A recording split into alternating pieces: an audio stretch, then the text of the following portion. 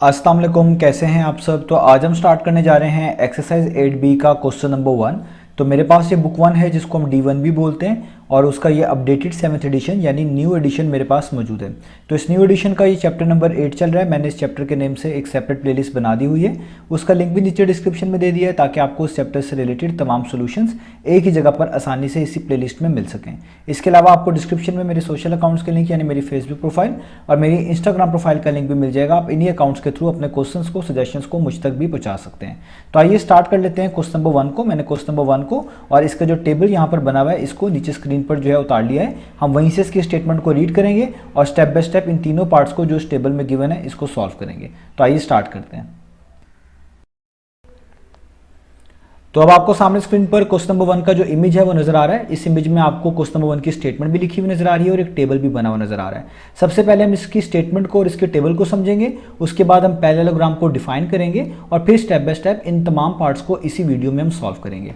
तो आइए स्टार्ट कर लेते हैं स्टेटमेंट से। तो स्टेटमेंट में लिखा हुआ है complete the table for each parallelogram. तो आपको कहा गया है कि नीचे जो टेबल बना हुआ है आपने इसको कंप्लीट करके दिखाना है फॉर ईच पैरेललोग्राम, हर एक पैरेललोग्राम के लिए। अब इसका क्या मतलब है, बेसिकली आपको टेबल के अंदर 3 डिफरेंट पार्ट्स दिए हुए हैं ए, बी और सी, और हर डिफरेंट पार्ट के अंदर किसी ना किसी पैरेललोग्राम से रिलेटेड इंफॉर्मेशन मौजूद है, किसी ना किसी पैरेललोग्राम का डाटा मौजूद है। तो इसलिए आपको कहा गया है कि आपने इस टेबल को कंप्लीट करके दिखाना है, यानी इनमें जो बॉक्सेस एम्प्टी हैं उनको फिल करके दिखाना है उनकी रिस्पेक्टिव वैल्यूज के साथ। और ये तमाम की तमाम जो आपके पास वैल्यूज हैं जो लिखी हुई हैं और जो आप फाइंड आउट करेंगे वो किसी ना किसी पैरेललोग्राम की होंगी। इसलिए आपने हर पैरेललोग्राम के लिए इस टेबल को कंप्लीट करना होगा इन तीनों पार्ट्स के अंदर। अब आप देखें इस टेबल के अंदर 3 चीजें आपको बताई गई हैं, एक बेस, एक हाइट और एक एरिया, और ये तीनों चीजें किसी ना किसी पैरेललोग्राम की बताई गई होंगी हर डिफरेंट पार्ट के अंदर। जैसे ए पार्ट में आप देखें बेस 12 सेंटीमीटर गिवन है, हाइट 7 सेंटीमीटर गिवन है और एरिया का बॉक्स एम्प्टी है। यानी ए पार्ट में आपने किसी पैरेललोग्राम का एरिया फाइंड आउट करके दिखाना है अगर उसकी बेस 12 है और हाइट उसकी 7 सेंटीमीटर है।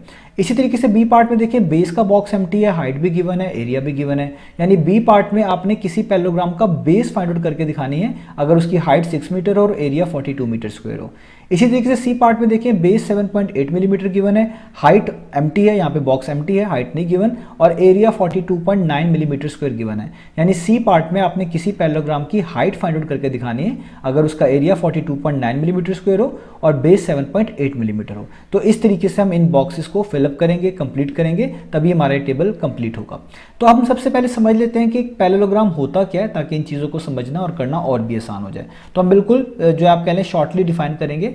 तो मैं एक यहाँ पर पैरेललोग्राम की जो है फिगर बना लेता हूँ। तो ये मेरे पास एक जो है पैरेललोग्राम है। आपको पैरेललोग्राम कुछ इस तरह की फिगर जो है मिलेगी, आगे भी आएंगी अभी। इसको मैं लेबल भी कर देता हूँ। लेट्स से ये ए है, ये वाला वर्टेक्स बी है, ये सी है और ये डी है। तो पैरेललोग्राम की प्रॉपर्टी होती है कि इसके अंदर 2 पेयर मौजूद होते हैं पैरेलल साइड्स के। जैसे आप देखें जो ए बी वाली साइड है इस पैरेललोग्राम की, ये वाली, और इसके बिल्कुल पैरेलल ये वाली साइड जो है डी सी, ये दोनों साइड्स हमेशा पैरेलल हुआ करेंगी और इक्वल भी हुआ करेंगी। यानी जितनी लेंथ ए बी की हुआ करेगी उतनी ही डी सी की हुआ करेगी। इसी तरीके से आप देखें जो बी सी वाली साइड है इस साइड के पैरेलल बनती है ए डी वाली साइड, ये वाली।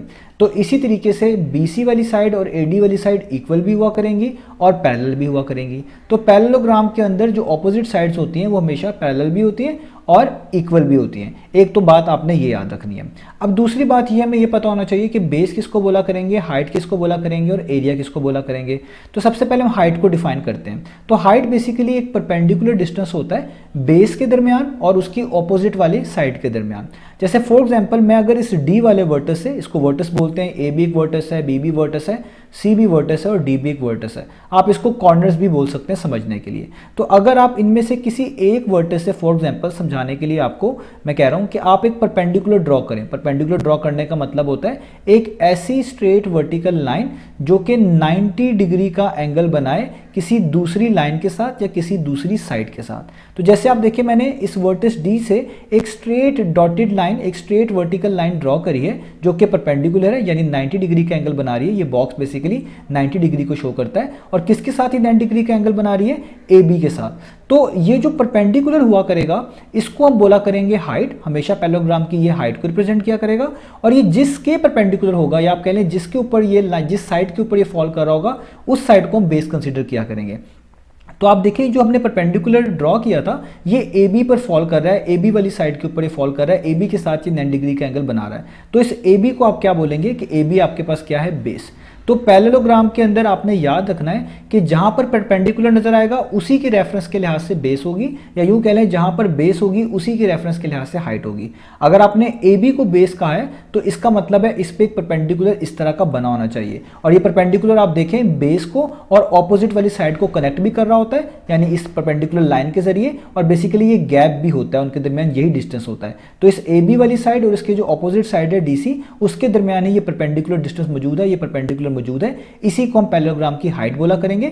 और जिस साइड के ये परपेंडिकुलर होगा, जिस पे ये परपेंडिकुलर फॉल करेगा, उसको हम बेस बोला करेंगे। अब रह गया एरिया की बात। एरिया क्या होता है? तो एरिया हमेशा होता है जो बाउंड्रीज के अंदर रीजन हो। तो ये इस पैरेललोग्राम के अंदर जितना भी रीजन है ये तमाम का तमाम किसको रिप्रेजेंट करेगा? एरिया को रिप्रेजेंट करेगा। तो उम्मीद है आपको पैरेललोग्राम की डेफिनेशन समझ आ गई होगी। तो अब हम स्टार्ट कर लेते हैं पार्ट नंबर ए से। तो पार्ट नंबर ए का जो डाटा है मैं वो यहाँ पर लिखने जा रहा हूँ। आप देख सकते हैं पार्ट नंबर ए में बेस के नीचे 12 सेंटीमीटर लिखा हुआ है, यानी आपको एक पैरेललोग्राम की बेस बताई हुई है जो कि कितनी है? 12 सेंटीमीटर। इसी तरीके से आगे देखें, आपको इस पैरेललोग्राम की हाइट भी बताई गई है जो कि कितनी है? 7 सेंटीमीटर। तो आप यहाँ पे लिख लें हाइट जो है आपको पैरेललोग्राम की गिवन है वो कितनी है? वो है 7 सेंटीमीटर। आपने फाइंड आउट क्या करना है? एरिया, क्योंकि एरिया के जो नीचे बॉक्स है वो एम्प्टी है, तो इसका मतलब आपने एरिया फाइंड आउट करना है। किसका? पैरेललोग्राम का, क्योंकि इस टेबल के अंदर तमाम की तमाम चीजें पैरेललोग्राम से रिलेटेड हैं। तो अगर एरिया मिसिंग है तो आपने बेसिकली एरिया ऑफ पैरेललोग्राम में फाइंड आउट करना है। तो इसलिए आप यहाँ पे लिख लें कि आप क्या चीज कैलकुलेट करना चाहते हैं? आप कैलकुलेट करना चाहते हैं एरिया ऑफ अ पैरेललोग्राम। ठीक है, ये आपने फाइंड आउट करके दिखाना है। तो अब आपने जब ये गिवन डाटा लिख लिया तो एरिया ऑफ पैरेललोग्राम किस तरह आएगा? तो आपको याद रखें कि किसी भी ज्योमेट्रिकल फिगर का आपने एरिया निकालना हो तो आपको उसका फॉर्मूला याद होना चाहिए। तो अगर हमने एरिया ऑफ पैरेललोग्राम निकालना है तो हमें एरिया ऑफ पैरेललोग्राम का फॉर्मूला आना चाहिए। तो एरिया ऑफ पैरेललोग्राम का फॉर्मूला क्या होता है? बेस मल्टीप्लाई बाय हाइट, यानी बेस को जब आप हाइट से मल्टीप्लाई करते हैं तो हमेशा आपको पैरेललोग्राम का एरिया मिलता है। तो हम बड़ी आसानी से यहाँ पर एरिया ऑफ पैरेललोग्राम बताते हैं। तो हम एरिया ऑफ पैरेललोग्राम का पहले फॉर्मूला मेंशन कर लेते हैं। तो मैं यहाँ पे लिख रहा हूँ एरिया ऑफ पैरेललोग्राम जो है वो बेसिकली इक्वल होगा बेस मल्टीप्लाई बाय हाइट। अब देखें बेस को हम b से रिप्रेजेंट करते हैं और हाइट को हम h से रिप्रेजेंट करते हैं। तो यहाँ पे जो मैंने b मल्टीप्लाई बाय h लिखा है, इस b से मुराद है बेस और इस h से मुराद है हाइट। तो जब भी किसी बेस को और हाइट को मल्टीप्लाई करेंगे हमेशा आपको पैरेललोग्राम का एरिया मिलेगा। तो जब आपने फॉर्मूला लिख लिया, अब जस्ट इनमें वैल्यूज पुट कर दें। आपके पास बेस कितनी गिवन है? 12 सेंटीमीटर, तो आप बेस की जगह पे लिख लें 12 सेंटीमीटर। हाइट आपके पास कितनी गिवन है? 7 सेंटीमीटर, तो हाइट की जगह पे आप लिख लें 7 सेंटीमीटर। एरिया ऑफ पैरेललोग्राम तो आपने फाइंड आउट करना है, इसलिए इसके नीचे कुछ लिखने की जरूरत नहीं है। यहाँ पे एरिया ऑफ पैरेललोग्राम वैसे का वैसे ही लिखा जाएगा जो हम एंड पे मेंशन कर लेंगे। तो अब आप देखें, अब आप यहाँ पर मल्टीप्लाई कर लें। तो हम फाइंड आउट क्या कर रहे हैं? मैं यहाँ पे मेंशन कर देता हूँ। हम फाइंड आउट कर रहे हैं एरिया ऑफ अ पैरेललोग्राम जो कि हमें पार्ट नंबर ए में रिक्वायर्ड है। अब जस्ट आपने 12 को और 7 को जो है मल्टीप्लाई कर देना है तो आपका आंसर आ जाएगा। तो 12 को 7 से मल्टीप्लाई करें कितना आता है? वो आता है 84। और सेंटीमीटर को सेंटीमीटर से मल्टीप्लाई करें तो एक तरह का हो जाता है सेंटीमीटर स्क्वायर। आप ये यूनिट बिल्कुल एंड पे भी मेंशन कर सकते हैं, अगर यहाँ पे मेंशन ना करें डायरेक्ट मेंशन यहाँ पर कर सकते हैं, क्योंकि एरिया फाइंड आउट किया है और बेस और हाइट दोनों सेंटीमीटर में गिवन थे तो एरिया सेंटीमीटर स्क्वायर में आएगा। अगर बेस और हाइट मीटर में गिवन होते तो एरिया मीटर स्क्वायर में आता। तो ये आपने चीजों का ख्याल रखना है इनके यूनिट्स को लिखते वक्त। तो आप देखें आपने एरिया ऑफ पैरेललोग्राम कैलकुलेट कर लिया जो कि पार्ट नंबर ए में रिक्वायर्ड था, जो कि आ गया 84 सेंटीमीटर स्क्वायर। अब आप ऊपर भी एरिया की जगह पे क्या लिख दें उसके बॉक्स में? 84 सेंटीमीटर स्क्वायर। तो ये हमने ए पार्ट को सॉर्ट आउट कर लिया। अब हम चलते हैं इसके बी पार्ट की तरफ। तो अब हम स्टार्ट कर लेते हैं पार्ट नंबर बी को। तो पार्ट नंबर बी में आप देख सकते हैं बेस के जो नीचे बॉक्स है वो एम्प्टी है, यानी बी पार्ट के अंदर आपने पैरेललोग्राम की बेस खुद से जो है फाइंड आउट करके दिखानी है। इसलिए मैं यहाँ पे लिखूंगा बेस और उसके आगे क्वेश्चन मार्क डाल रहा हूँ क्योंकि ये हमने खुद से फाइंड आउट कर लिया है। और बी पार्ट में जो पैरेललोग्राम की हाइट है वो आपको दी गई है जो कि है 6 मीटर, इसलिए आप यहाँ पे लिख लें हाइट और वो कितनी गिवन है? वो है 6 मीटर आपके पास गिवन है। और आप देख सकते हैं बी पार्ट में जो इस पैरेललोग्राम का एरिया वो भी आपको बताया गया, तो आप यहाँ पे लिख सकते हैं कि आपको एरिया ऑफ अ पैरेललोग्राम भी बताया गया, वो कितना है? 42 मीटर स्क्वायर। तो मैं यहाँ पे लिखूंगा हमारे पास जो एरिया ऑफ पैरेललोग्राम है वो कितना हमें बताया गया? 42 मीटर स्क्वायर। तो अब आपने जस्ट बेस फाइंड आउट करना है बी पार्ट के अंदर। तो देखिए हम यहाँ पर फिर से एरिया ऑफ पैरेललोग्राम का ही फॉर्मूला यूज करेंगे। और वो क्यों यूज करेंगे?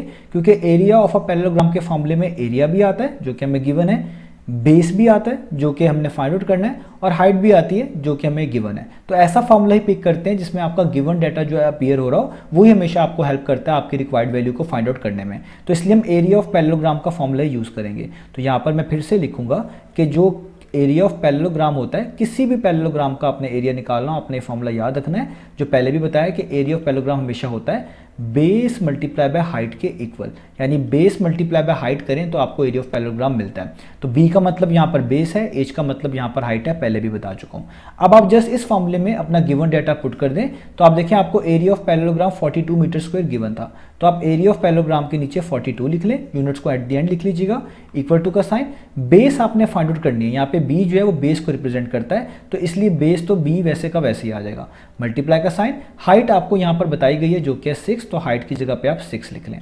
अब क्योंकि आपने बेस की वैल्यू निकालनी है तो आपको 6 यहाँ पर नहीं चाहिए, 6 यहाँ पर मल्टीप्लाई हो रहा है। जब आप इस 6 को इस इक्वलिटी साइन के लेफ्ट हैंड साइड पे मूव करेंगे तो जो चीज़ यहाँ पर मल्टीप्लाई हो रही होती है वो वहाँ जाकर डिवाइड करती है। तो 6 यहाँ पर मल्टीप्लाई हो रहा है, ये वहाँ जाकर 42 को डिवाइड करेगा, यानी उसके नीचे लिखा जाएगा। और यूँ भी आप कर सकते थे कि आप दोनों साइड्स पर 6 से डिवाइड करवा देते, इससे राइट हैंड साइड पर 6 कट जाता और लेफ्ट हैंड साइड पर 42 के नीचे आ जाता। वो मेथड भी एक ही तरीके का होता, यही सेम होता। तो अब हम क्या करेंगे, 6 यहाँ पर मल्टीप्लाई हो रहा है, जब आप उसको इक्वलिटी साइन के लेफ्ट हैंड साइड पे भेजेंगे तो 42 के नीचे आ जाएगा, यानी यहाँ कर वो 42 को डिवाइड करेगा और यहाँ पे जस्ट क्या बच जाएगा बी, और बी का मतलब है बेस। अब आप इसको सॉर्ट आउट कर सकते हैं, तो आपको पता है 6 1 टाइम्स कितना होता है 6, और 6 7 टाइम्स कितना होता है वो होता है 42। तो आपने b की वैल्यू निकाल ली 7, और ये बेस है तो ये आपके पास ऊपर यूनिट्स आप देख सकते हैं मीटर्स में है, तो ये भी मीटर्स में होगी। अगर यहाँ पे सेंटीमीटर्स होते ऊपर तो ये सेंटीमीटर में होती। तो आपको b यानी बेस पता चल गई। इसी को आप ऐसे भी लिख सकते हैं कि आपने बेस फाइंड आउट कर ली, जिसको हमने b ही कहा है, जो कि कितनी आ गई 7 मीटर। तो b पार्ट हमारा फिनिश हो गया। b पार्ट में जो बॉक्स एम्प्टी था जिसमें बेस को लिखना था, हम वहाँ पे लिख देते हैं 7 और 7 मीटर। तो ये हमारे पास b पार्ट हो गया। अब हम चलते हैं इसके c पार्ट की तरफ। तो अब हम स्टार्ट कर लेते हैं इसका सी पार्ट। तो देख सकते हैं आप सी पार्ट में जो बेस है हमें पैरेललोग्राम की बताई हुई है जो कि 7.8 मिलीमीटर। तो इसलिए हम यहाँ पे लिख लेंगे कि बेस हमारे पास गिवन है इस पैरेललोग्राम की, और वो कितनी है, वो है 7.8 मिलीमीटर। इसके आगे आप देखें कि हाइट का जो बॉक्स है वो एम्प्टी है, यानी हाइट आपने इस पैरेललोग्राम की खुद से फाइंड आउट करनी है। हाइट मिसिंग है तो इसलिए हम हाइट के आगे इस तरह क्वेश्चन मार्क डाल देंगे, क्योंकि हमने ये फाइंड आउट करके दिखानी है। और सी पार्ट के अंदर आपको पैरेललोग्राम का एरिया बताया हुआ है जो कि 42.9 मिलीमीटर स्क्वायर। तो ये हमें गिवन है, तो इसलिए यहाँ पे हम लिख लेंगे कि हमारे पास एरिया ऑफ अ पैरेललोग्राम मौजूद है। तो यहाँ पे मैं लिख रहा हूँ एरिया ऑफ अ पैरेललोग्राम, जो कि कितना गिवन है हमें, वो गिवन है 42.9 मिलीमीटर स्क्वायर। तो अगेन हाइट को फाइंड आउट करने के लिए हम फिर से एरिया ऑफ अ पैरेललोग्राम का फॉर्मूला यूज करेंगे, क्योंकि एरिया ऑफ अ पैरेललोग्राम के फॉर्मूले में बेस भी आती है, हाइट भी आती है और एरिया खुद भी आता है। और वही फॉर्मूला यूज करते हैं जो आपके गिवन डाटा के साथ मैच करता हो, जिसमें आपका गिवन डाटा मौजूद हो, उसी से आपको हेल्प मिलती है हमेशा मिसिंग वैल्यू को फाइंड आउट करने में। तो हम एरिया ऑफ अ पैरेललोग्राम का फॉर्मूला यूज करेंगे। तो मैं यहाँ पर दोबारा से लिखूंगा कि जो एरिया ऑफ अ पैरेललोग्राम होता है, यानी किसी भी अगर आपने पैरेललोग्राम का एरिया निकालना हो यूं कह लें, या एरिया ऑफ पैरेललोग्राम जो होता है वो इक्वल होता है बेस मल्टीप्लाई बाय हाइट के। बी का मतलब बेस, एच का मतलब हाइट। बेस और हाइट क्या होते हैं मैं ऊपर स्टार्ट में बता भी चुका हूँ। तो किसी भी पैरेललोग्राम का एरिया निकालना हो, बेस को हाइट से मल्टीप्लाई करते हैं, या यूं कह लें कि एरिया ऑफ पैरेललोग्राम जो होता है वो हमेशा इक्वल होता है बेस मल्टीप्लाई बाय हाइट, यानी बेस मल्टीप्लाई बाय हाइट करके आता है। तो अब आपने क्या करना है, आपके पास जो ऊपर डाटा गिवन है आप इस फॉर्मूले में पुट कर दें। तो एरिया ऑफ अ पैरेललोग्राम की जगह पे एरिया पुट कर दें जो कि 42.9, तो मैं यहाँ पे लिख दूंगा 42.9 इक्वल टू का साइन। बेस आपके पास यहाँ पर गिवन है 7.8, तो बेस की जगह पे आप लिख दें 7.8 मल्टीप्लाई का साइन। और हाइट आपने फाइंड आउट करनी है, तो इसलिए हाइट की जगह पे जस्ट एच ही रहने दे, वैसे का वैसे ही। यहाँ तक हमने कर लिया। अब आप देख सकते हैं आपके पास यहाँ पर दो ऐसी वैल्यूज हैं जिसमें डेसिमल आपको नजर आ रहा है। यहाँ पर भी लेफ्ट हैंड साइड पे भी जो कि 42.9 है, और राइट हैंड साइड पे भी जो कि 7.8 है। तो आप पहले इनके डेसिमल को रिमूव करें। डेसिमल को रिमूव किस तरह करते हैं, जब भी डेसिमल हटाते हैं हम उसके आगे आने वाले डिजिट्स काउंट करते हैं। अगर डेसिमल के आगे एक डिजिट हो तो डिनोमिनेटर में 10 लिखते हैं, हटाने के बाद 2 हो तो 100 लिखते हैं, और इस तरह चीज़ें चलती हैं। तो अगर आप यहाँ पर डेसिमल को हटाएंगे तो ये बन जाएगा 429, और नीचे आगे एक डिजिट होने की वजह से जस्ट 10 आएगा। इसी तरीके से आपको यहाँ पर भी करना होगा कि यहाँ पे जब आप 7.8 है, इधर जब आप डेसिमल हटाएंगे तो ये हो जाएगा 78, और यहाँ पर भी डेसिमल के बाद एक ही डिजिट है, तो आपको नीचे खुद से क्या लगाना पड़ेगा 10, और मल्टीप्लाई का साइन वैसे और हाइट वैसे की वैसे। अब आप इस चीज़ को ऐसे लिख सकते हैं, ये आपने समझ लेना 429 डिवाइडेड बाय 10, यहाँ पर आप 78 को एज से मल्टीप्लाई कर दें तो ये कितना हो जाएगा 78 एज, यानी इस तरह आप मिलाकर लिख सकते हैं और 10 नीचे वैसे ही आ जाएगा। तो इस 10 को आप इस 10 से कैंसिल आउट कर सकते हैं। कैसे? क्योंकि ये 10 यहाँ पर डिवाइड कर रहा था, जब आप इसको इक्वलिटी साइन के लेफ्ट हैंड साइड पे लेके आएंगे तो ये मल्टीप्लाई करेगा तो इस 10 से कैंसिल हो जाएगा, इसलिए मैंने यहाँ पर डायरेक्ट कैंसिल कर दिया। आपके पास भी अगर दो इस तरह की फ्रैक्शंस लिखी हो, एक इधर और सिर्फ एक ही इधर हो, तो इस तरह उनके नीचे अगर कोई चीज़ सेम हो तो वो कैंसिल आउट हो जाती है। तो यानी यहाँ पे जस्ट बच जाएगा 429 और यहाँ पे जस्ट बच जाएगा 78 और साथ हो जाएगा एज। अब क्योंकि आपने एज की वैल्यू निकालनी है तो 78 को यहाँ पर हटाना पड़ेगा।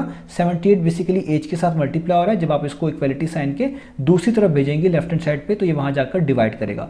जो चीज़ यहाँ पर मल्टीप्लाई हो रही होती है वो दूसरी तरफ जाकर डिवाइड करती है। तो एक तो तरीका ये समझने का है। दूसरा आप यूँ भी कर सकते हैं कि दोनों साइड्स पर 78 से डिवाइड कर दें, तो यहाँ पर एज के साथ जो 78 है वो कैंसिल आउट हो जाएगा और लेफ्ट हैंड साइड पर 429 के नीचे आ जाएगा। उसका मतलब भी यही होता है। तो यहाँ पर कर लेते हैं, 78 यहाँ पर मल्टीप्लाई हो रहा है, जब आप इसको इक्वलिटी साइन के दूसरी तरफ भेजेंगे तो ये 429 को जाकर डिवाइड करेगा, यानी उसके डिनोमिनेटर में लिखा जाएगा और यहाँ पे एज आइसोलेट हो जाएगा जिसकी वैल्यू हमने फाइंड आउट करनी है।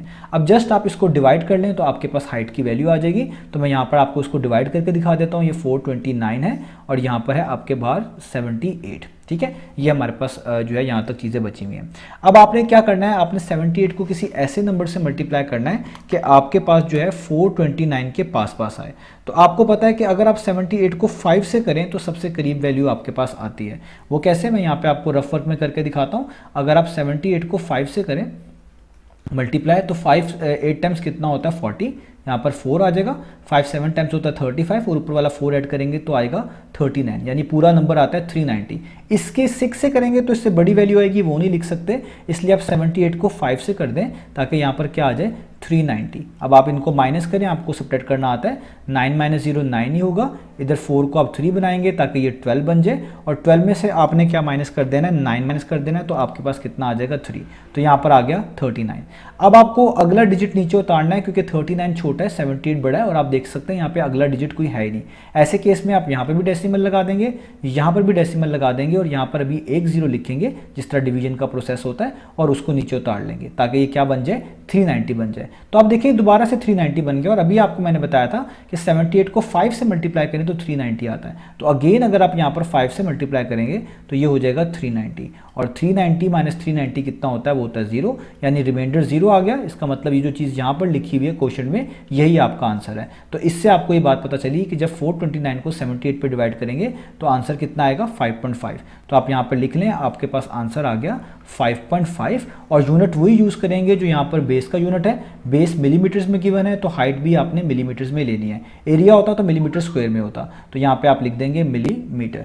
ये आपने क्या इसकी फाइंड आउट कर ली हाइट, जो कि हमें रिक्वायर्ड थी इस लास्ट वाले पार्ट में। इस चीज़ को मैं ऐसे भी आपके लिए लिख देता हूँ ताकि कोई कन्फ्यूजन ना बने कि ये हमने हाइट ही फाइंड आउट की है, क्योंकि हाइट को हम एज से रिप्रेजेंट कर रहे थे जो कि कितनी आई है 5.5 मिलीमीटर। यही चीज़ मैं ऊपर भी जो है वो मेंशन कर देता हूँ आपके लिए कि यहाँ पर हाइट हमने निकाल ली 5.5 मिलीमीटर। यही हमने फाइंड आउट करके दिखानी थी। तो उम्मीद है आपको ये तीनों पार्ट समझ आए होंगे। इंशाल्लाह नेक्स्ट वीडियो में मिलेंगे बाकी सॉल्यूशंस के साथ।